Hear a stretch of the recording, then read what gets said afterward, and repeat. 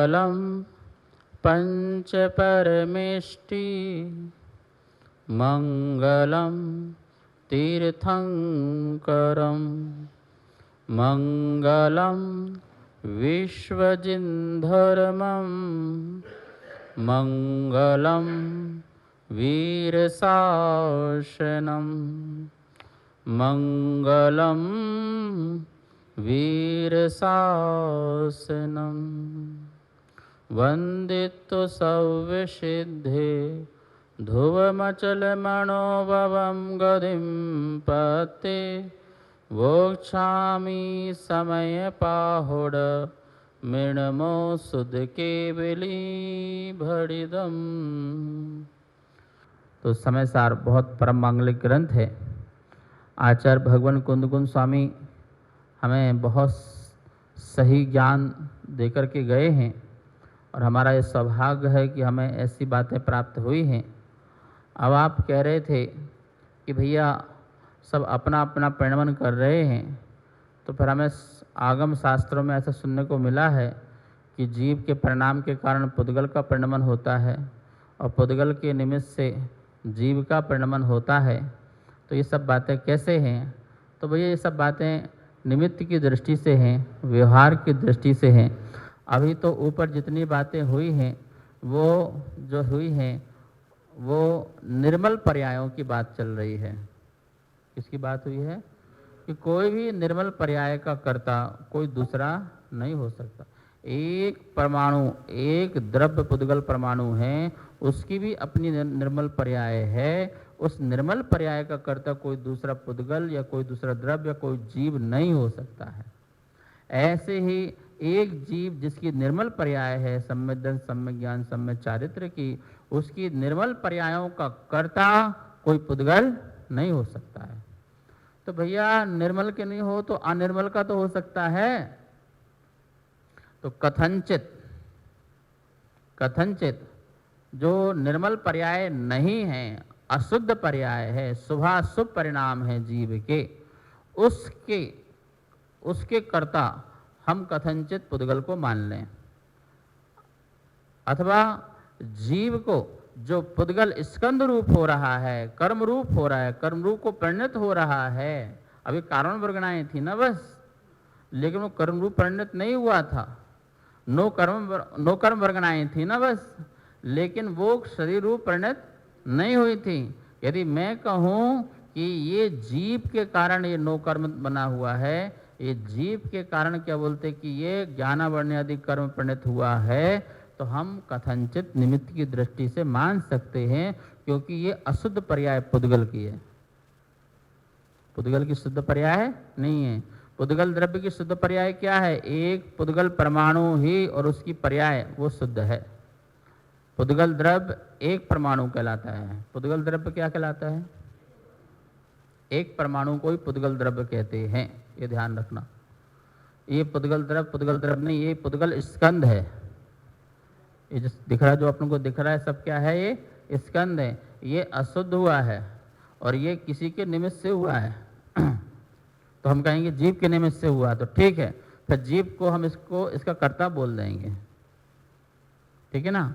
ऐसे ही मेरी राग द्वेष की मोह की प्रणति या मुझे मति ज्ञान, शुद्ध ज्ञान आदि हुआ है, अल्प ज्ञान हुआ है, अल्प शक्ति प्रकट हो रही है, तो उसमें हम कहेंगे कि पुद्गल जो है निमित्त है हमारी इस प्रकार की पर्याय में, तो हम कथनचित पुद्गल को अपना कर्ता कहेंगे। पर है ना, ये ध्यान रखना। ज्ञानी आत्मा कथनचित मानता है, पर मानने के कारण उसको अपना माने ऐसा नहीं है। तो ज्ञानी आत्मा जो पुद्गल के निमित्त से उसको राग द्वेष मोह आदि हों, फिर भी वो उन राग द्वेष को अपना स्वभाव नहीं मानता। बस इतनी विशेषता ध्यान में रखना है। व्यवहार से मानता है कि भाई ये कर्म के उदय हैं या नो कर्म के निमित्त से मुझ में इस प्रकार से राग द्वेष मोह हुआ है, लेकिन फिर भी वो उनमें अरुचि रखता हुआ उनको होता हुआ भी नहीं मानता है। अरुचि दिखाता है। क्या दिखाता है? अरुचिपन दिखाता है। कैसे अरुचि दिखाता है?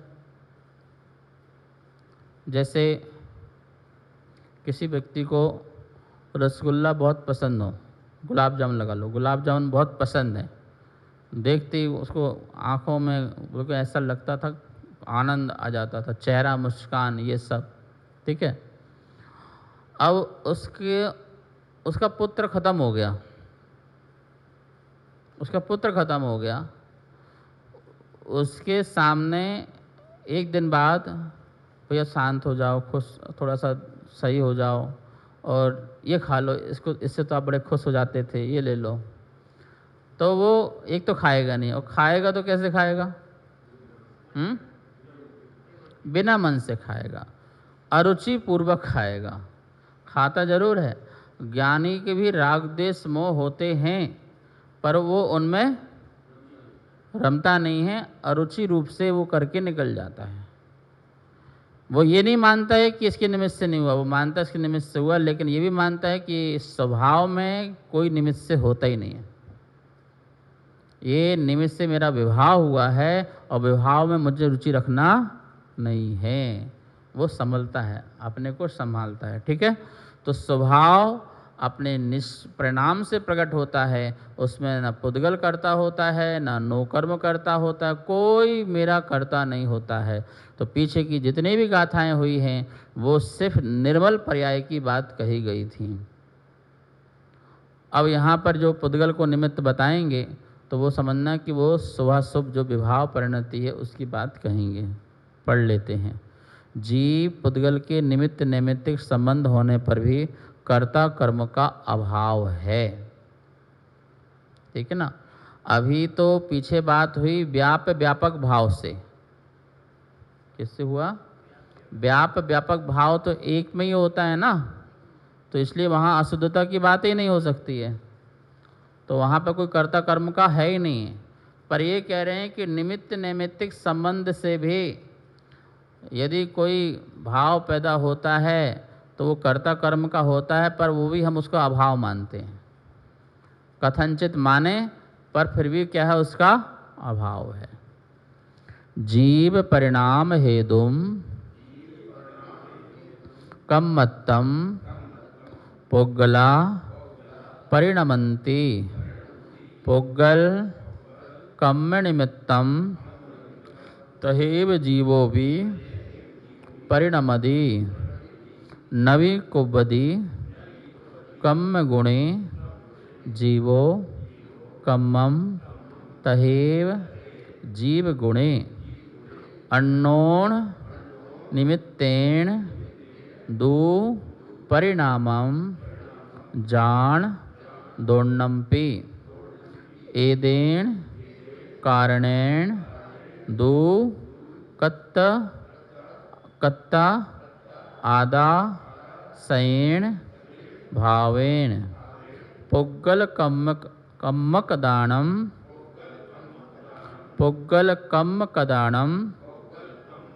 नादु कथा सभ्य भावाणम। जीव परिणाम हेतुम कम्मत्तम पुग्गला परिणमन्ति,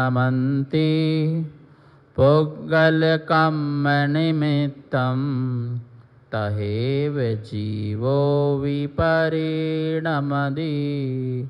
नवि कुव्वदी कम्म गुणे जीवो कम्मं तहेव जीव गुणे, अन्नोन निमित्तेन दु परिणामं जानदोन्नम्पि, एदेन कारणेन दु कत्त आदासेन भावेन, पुग्गल कम्म कदानं नादु कत्ता सव्यभावाणम्। जीव के परिणाम से जड़ कर्म पुद्गल परिणमे, पुद्गल कर्म के निमित्त से यह आत्मा भी परिणमे, आत्म करे ना कर्म गुण, ना कर्म आत्म गुण करे। पर परस पर परिणमन में, दोनों परस पर निमित्त हैं। बस इसलिए यह आत्मा निज भाव का करता कहा, अन्य सब पुद्गल कर्मकृत भाव का करता कहा। पुद्गला पुद्गल जीव परिणाम हेतुम, जीव के परिणाम का निमित्त पाकर कम्मत्तम कर्मत्व रूप परिणमंती परिणमन करते हैं। तहेव उसी प्रकार जीवो भी जीव भी पुद्गल कर्म निमित्तम पुद्गल कर्म का निमित्त पाकर परिणमदि परिणमन करता है। तो भी जीवो जीव कर्मेण गुणे कर्म के गुणों को नवी नहीं कुबती नहीं करता है। तहेव उसी भांति कम्मम कर्म जीव गुणे जीव के गुणों को नहीं करता है। दो किंतु दोनम पी इन दोनों के अन्योन निमित्तेन परस्पर निमित्त मात्र से परिणामम परिणाम जान जानो। एदेन कारणेन दो इसी कारण से सयेण भावम अपने भावों से आधा आत्मा कर्ता कर्ता कहा जाता है। दो परंतु पुद्गल कर्मक दानम पुद्गल कर्म द्वारा किए गए सभ्य भावाणम समस्त ही भावों का न कर्ता करता नहीं है। बहुत सुंदर यहाँ पर खुलासा कर दिया है। और आचार्य श्री विद्यानंद महाराज जी ये 80 नंबर की गाथा जो है अनेकों बार अपने प्रवचनों में कहते रहे निमित्त नैमित्तिक संबंध। वो कहते थे निमित्त कुछ करता नहीं है और निमित्त के बिना कुछ होता नहीं है। निमित्त कुछ करता नहीं है यह निश्चय है, यह बिल्कुल यथार्थ है, यह वस्तु का सही स्वरूप है। पर निमित्त के बिना कुछ होता नहीं है। किसमें? विभाव में, स्वभाव में नहीं, किसमें? विभाव में। निमित्त के बिना कुछ होता नहीं है। इसलिए निमित्त का जो है प्रभाव जो है वो बताने के लिए ये उपचार से व्यवहार से निमित्त भी कहा गया है। ठीक है ना। जैसे कि शुभ परिणाम हमारे होते हैं तो उन शुभ परिणामों में कौन निमित्त है? कौन निमित्त है? तो कोई ना कोई निमित्त होना चाहिए, बिना उसके कोई शुभ परिणाम नहीं हो सकते। ऑटोमेटिक कभी भी शुभ परिणाम नहीं होते हैं और ऑटोमेटिक कभी भी अशुभ परिणाम नहीं होते हैं। वो जब भी होंगे, जैसे भी होंगे, कोई ना कोई उसका निमित्त प्राप्त हो गई होगा। आप सुबह उठे, सामने माला टंगी हुई है तो आपके परिणाम हुए, क्या करूं? जाप करूं। तो आपके जाप रूप जो शुभ परिणाम हुए, यद्यपि वो आपके परिणाम हैं, वो आपके अशुद्ध परिणाम हैं, शुद्ध परिणाम नहीं है। ठीक है ना। शुभ अशुभ दोनों का शुद्ध बोलते हैं, बाकी दोनों से रहित को शुद्ध बोलते हैं। तो आप उसको शुभ परिणाम बोल लो। वो जो शुभ परिणाम हुए हैं वो परिणाम आपको माला निमित्त बने। यद्यपि माला ने नहीं कहा कि तू माला कर, भगवान का नाम ले। माला ने कभी नहीं बोला कि तू जाप कर, भगवान को स्मरण कर, नमोकार मंत्र की आराधना कर। माला नहीं कह रही है, लेकिन माला क्या बनी? निमित्त बनी। निमित्त ने जबरदस्ती तुझसे माला नहीं फरवाई, ये भी सत्य है। तो माला ने तुझसे कुछ भी नहीं करवाया, तो इस अपेक्षा से निमित्त कुछ करता। लेकिन ये बात तो सत्य है व्यवहार में कि जब मैंने माला देखी तो मेरे माला करने की, भगवान का नाम लेने का भाव पैदा हुआ है।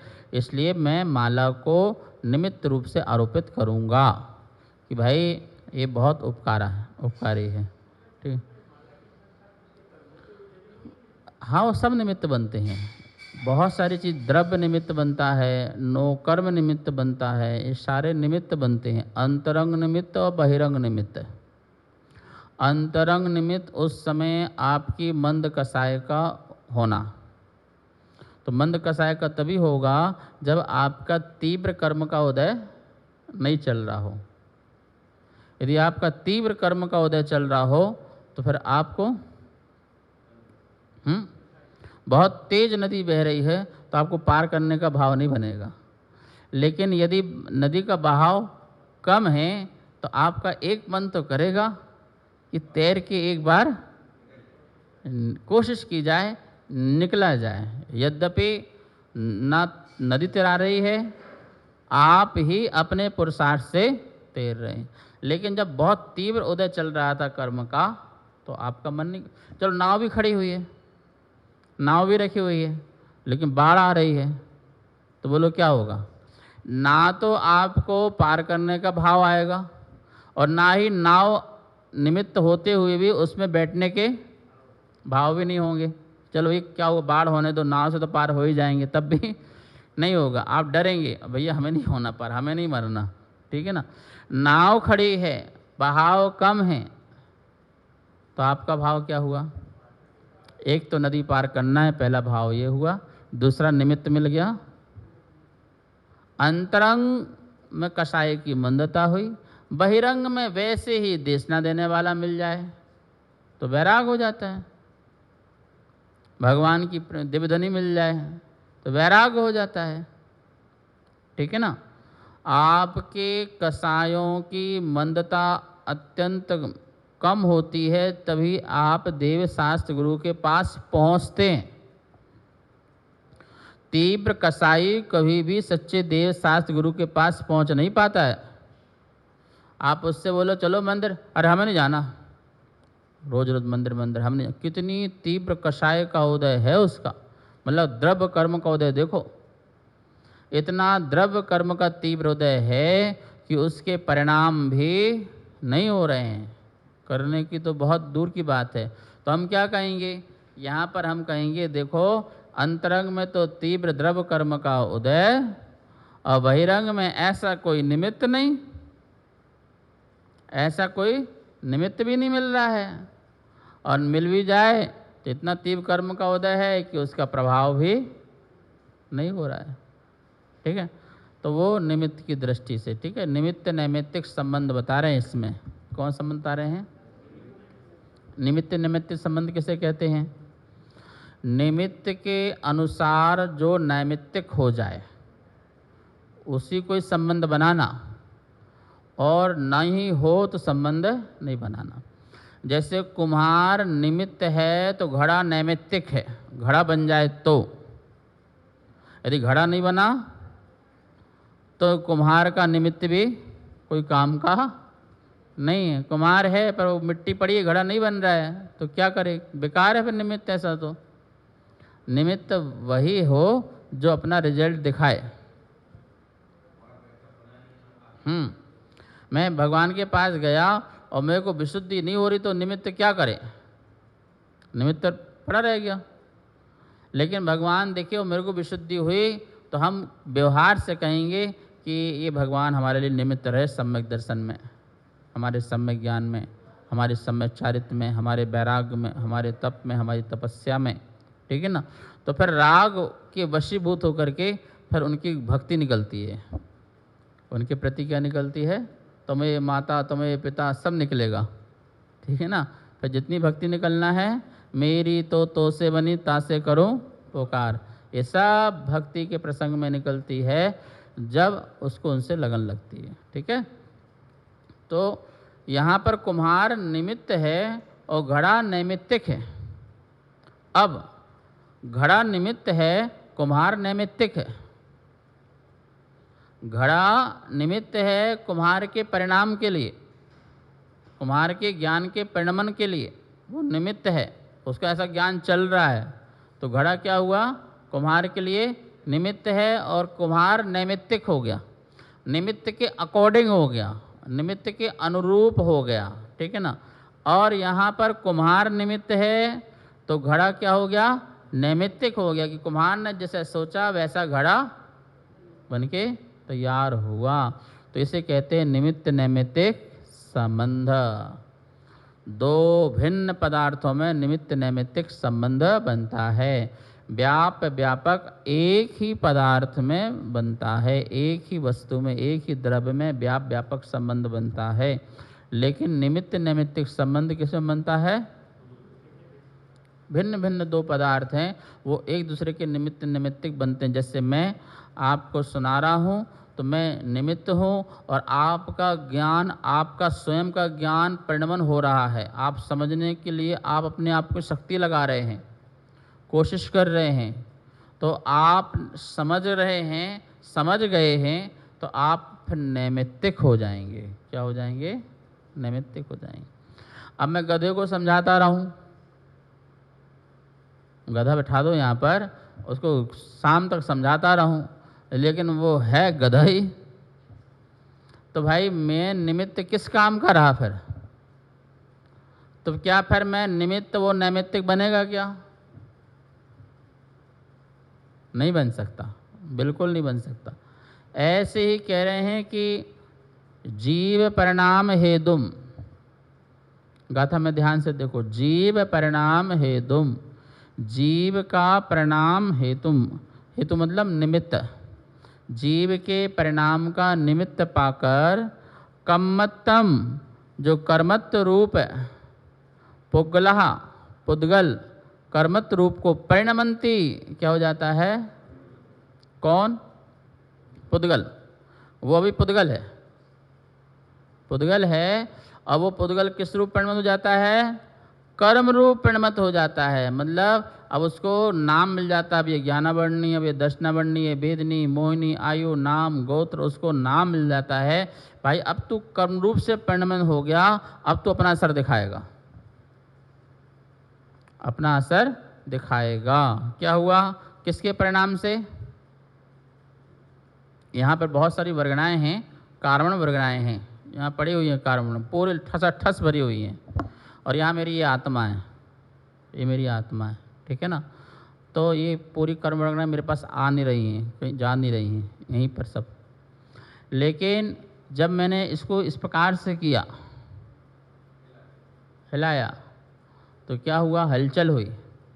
तो ये जब हलचल हुई, तो इस हलचल से, इस कंपन से, इस कंपन से यहाँ जितनी वर्गणाएं आसपास थीं, जो आ सकती थीं, वो आ गईं, और वो मेरे आत्मा से चिपक गई,